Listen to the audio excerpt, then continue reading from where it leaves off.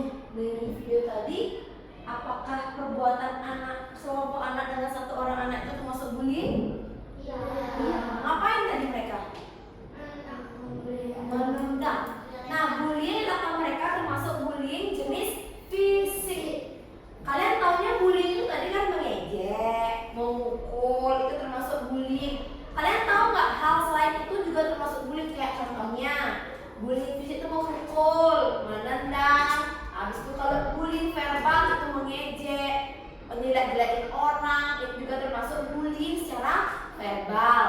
Selain itu juga ada namanya bullying secara sosial media. Misalnya kalian sering ngepost nih foto tapi diejek sama temennya lewat sosial media. Ih, apa sih fotomu jelek? Apa sih hal yang kamu kirim itu aja? Ada yang pernah ngelakuin hal seperti itu? Selain itu ada juga namanya bullying yang mengintimidasi orang. Contoh, misalnya kalian hanya mengintimidasi kayak gini. Gitu.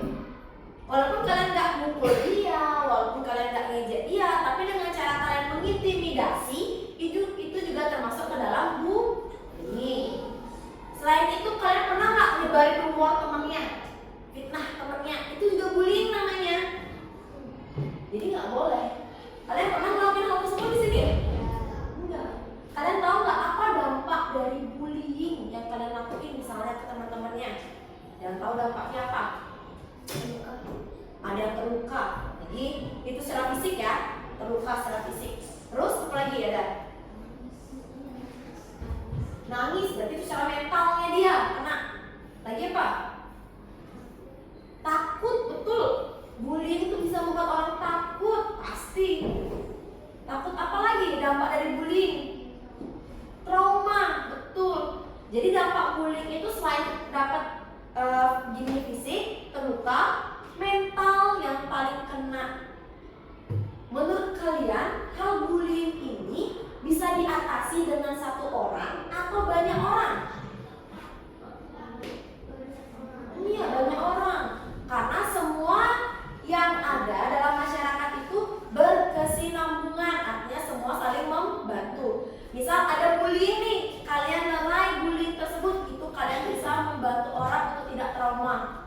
Misal kalian lihat temannya yang terluka, jatuh, ditendang-tendang, pukul kayak video tadi, kalian tolong dengan cara jangan lakuin kayak gitu temennya, kasihan temennya.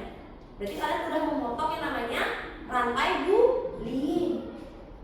Terus kalau kalian lihat temennya diejek, difitnah, kalian bilang jangan kayak gitu, kita semua ini teman, nggak boleh kayak gitu, ntar temennya kasihan, ntar temennya terluka, ntar dia trauma, nggak boleh kayak gitu.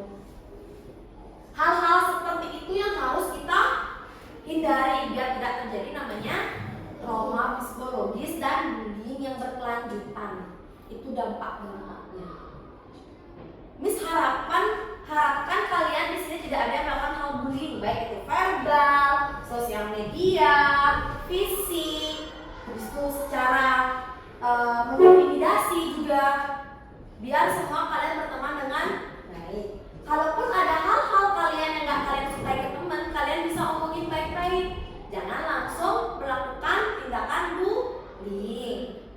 Ngomong juga, misalnya kalian nggak sukanya, aku nggak suka sama dia nih, hal apa, tanyain aku nggak suka sama kamu, halnya karena apa. Ngomong baik-baik biar ditahuin. Terus si A dengan si B itu bisa melakukan yang namanya diskusi bareng. Aku kayak gini nggak suka, kayak gini, kayak gini, kayak gini. Oh iya, nanti aku perbaiki deh kalau sikapku emang nggak suka kamu dilakukan hal seperti ini. Kayak gitu. Paham? Iya. Semoga dari pembelajaran kita hari tentang bullying ini kalian dapat menerapkan dengan baik dalam lingkungan pertemanan kalian. Tidak hanya di sekolah, tapi tindakan perundungan harus kita hilangkan dari lingkungan mana saja? Sekolah, rumah, dan masyarakat. Sama seperti pembelajaran kita Pancasila kemarin, ya. Jadi tindakan bullying tidak hanya di sekolah. Oh, aku nggak boleh dibully di sekolah, tapi kalian di luar sekolah kalian melakukan bullying, itu sama aja bohong. Kalian juga menyakiti orang lain namanya. Di rumah juga kalau kalian punya adik atau kakak, jangan lakuin tindakan seperti itu. Biar kenapa? Biar nanti dalam anggota keluarga kalian tetap namanya berhubungan baik. Gak ada namanya saling aku takut sama kakak, aku takut, kayak gitu misalnya. Jangan membuat orang menjadi trauma. Kalau sudah kena mental atau psikologis anak orang tersebut, itu yang namanya susah untuk diobati. Gak ada obat karena lo kena mental. Apa obat apa yang bisa kita kasih? Beda kasus kalau kita pilek, batuk, kita kasih obat bisa sembuh. Kalau sakit mental gimana? Gak bisa. Cara sembuhnya ya dengan berteman dengan baik, melakukan hal-hal yang positif bareng-bareng. Kalau ada nggak disukainya omongin. Kalau emang misalnya nih, kalau dari yang orang korban bullying ini terus kena bullying, apa yang sebenarnya mereka harus lakuin? Pertama adalah jangan ditanggapi. Ingat, kalau kalian misalnya menjadi korban, bukan pelaku ya, sebagai korban, kalian harus melakukan namanya gak usah ditanggapi. Itu yang pertama. Kalau perlu jauhi dia biar tidak kena yang namanya tindakan bullying. Habis itu laporkan, baik itu dari kalau di rumah laporin ke orang tua, di sekolah laporin ke guru-gurunya, kalau di masyarakat laporin namanya di bagian wilayah lingkungan, baik itu kepala RT, RW ataupun kepala desa. Jadi komunikasi juga harus baik. Oke? Di sini misalnya ada yang pernah melakukan ejek-ejekan anak? Ada nggak? Ejek-ejek nama orang tua? Ejek-ejek teman, kalau ejek-ejek teman itu baik mengejeknya secara fisik, itu nggak boleh. Fisik itu apa sih? Ejek-ejeknya? Ih kamu jelek. Ih kamu hitam. Itu nggak boleh. Itu namanya bullying secara tidak langsung, bullying verbal, omongan. Terus di sini ada yang nggak nyebarin fitnah. Ih, si Sandi tuh tadi diomongin sama si Danis, katanya Sandi itu suka nyontek gitu misalnya. Misal.